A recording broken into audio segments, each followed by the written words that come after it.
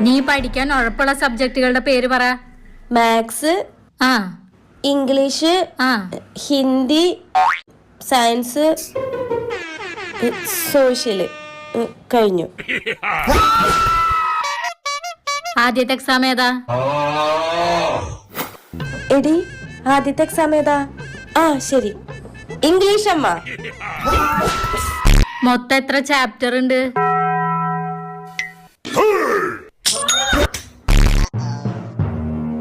ഇനി ചോദ്യം ചോദിക്കാം. ആദ്യത്തെ ചാപ്റ്ററിന് തന്നെ തുടങ്ങാം.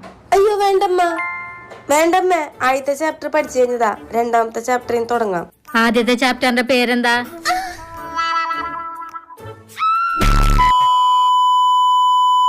ആദ്യത്തെ ചാപ്റ്ററിൽ ഇതാണ് എന്റെ നമ്പർ. രാത്രി വിളിക്കണേ.